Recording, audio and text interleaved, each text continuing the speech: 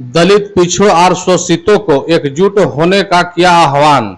सामाजिक न्याय की लड़ाई लड़ने वालों को आना होगा आगे। प्रोफेसर लक्ष्मण यादव। समाज के गरीब, शोषित और पिछड़े तबके को बराबरी हक दिलाना ही सामाजिक न्याय है। सामाजिक न्याय की लड़ाई लड़ने वालों को खुद आगे आकर कमान संभालनी होगी और लोगों को समर्थन करना होगा। यह बातें दिल्ली विश्वविद्यालय के पूर्व प्रोफेसर व कार्यक्रम के मुख्य वक्ता प्रोफेसर लक्ष्मण यादव ने नगर भवन औरंगाबाद में आयोजित सामाजिक न्याय महासम्मेलन सह बहुजन संवाद कार्यक्रम में कही। सम्मेलन की अध्यक्षता ओबीसी महासभा के प्रदेश अध्यक्ष वीरेंद्र गोप ने की। मंच का संचालन उदय उज्जवल एवं डॉक्टर जन्मेंजय ने किया।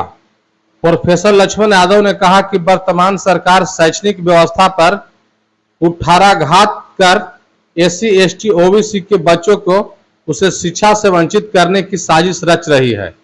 महाविद्यालय और विश्वविद्यालय को व्यापारिक व संघ के शिक्षा को छात्रों और प्रोफेसर पर जबरदस्ती थोपने का आरोप लगाया। बिहार विधानसभा के पूर्व अध्यक्ष उदय नारायण चौधरी ने कहा कि राजनीतिक और सामाजिक शैक्षणिक रूप से तब तक हम लोग एकजुट नहीं होंगे जब तक शैक्षणिक और राजनीतिक रूप से एक नहीं होते हैं। इसके लिए जरूरत है कि रूढ़िवाद और अंधविश्वास से हम लोगों को नाता तोड़ना होगा।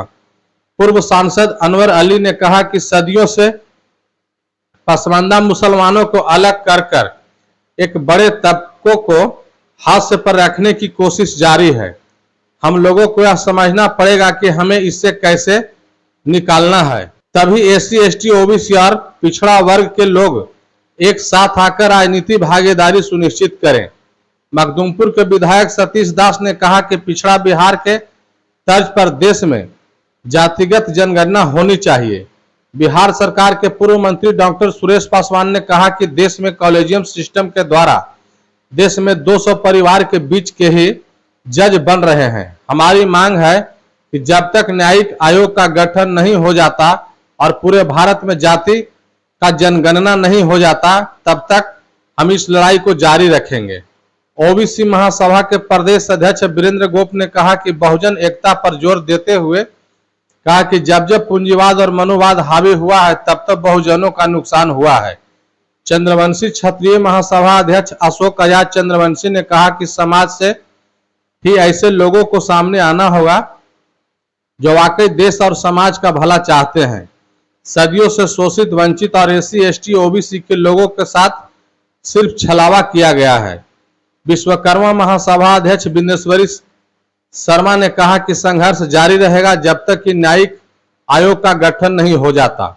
इस अवसर पर पूर्व राज्यसभा सदस्य अली अनवर, बिहार सरकार के पूर्व मंत्री डॉक्टर सुरेश पासवान, विधायक सतीश दास, पूर्व बिहार विधान परिषद आजाद गांधी, वैश्य महासभा के कार्यकारी अध्यक्ष डॉक्टर पीके चौधरी, धर्मेंद्र चंद्रवंशी, कृषक संघ बिहार के अध्यक्ष रविशंकर प्रसाद चौरसिया, पाल महासंघ के प्रदेश अध्यक्ष चंद्रमोहन पाल, विश्वकर्मा महासभा अध्यक्ष बिंदेश्वरी शर्मा, मेहतर सेवा संघ बिहार अध्यक्ष शशि कुमार, अमरेंद्र कुशवाहा, कुटुंबा प्रमुख धर्मेंद्र कुमार, उप प्रमुख ओम प्रकाश उर्फ बादशाह यादव, कौलेश्वर प्रसाद यादव, डॉक्टर रमेश यादव, उदय उज्जवल, जिला पार्षद शंकर यादव, अनिल यादव, गायत्री देवी, संजय यादव, सरुण पासवान, चुन्नू यादव, राजेश कुमार, रूपा पासवान, सत्येंद्र यादव, श्याम सुंदर, मुखिया वीरेंद्र यादव, सोनू कुमार, संतोष कुमार, विकास कुमार, सुशील कुमार समेत अन्य लोग मौजूद रहे।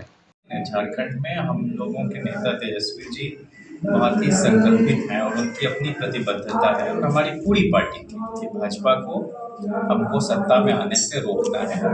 और पिछले 5 वर्षों में हम लोगों की साझा सरकार वहाँ चली, हमारी पार्टी के एक मंत्री भी सरकार में शामिल रहे और बहुत ही बेहतर काम किया। आप जान रहे हैं कि किस तरह से वहाँ के लोगों के जो बुनियादी हक हुकूक हैं उस पर लगातार कुठाराघात करने का काम हुआ। उसके खिलाफ पत्थलगड़ी आंदोलन खड़ा हुआ, उसको कुचलने की कोशिश पिछली सरकार ने की और जो भी वहाँ के नियम कायदे थे उसके साथ छेड़छाड़ कर रहे थे। तो हम नहीं चाहते हैं कि उस तरह की संविधान विरोधी सरकार कभी दोबारा वापस लौटे। तो ये लालू प्रसाद जी ने शुरू से बड़ा दिल दिखाया है और इसलिए ये सवाल 6 सीट और अधिक सीट का नहीं है। हम लोग तो 51 सीट पर भी लड़े थे 2005 में, हमें 8.5% वहाँ मत भी हासिल हुए थे, हमारे 7 विधायक भी होते थे।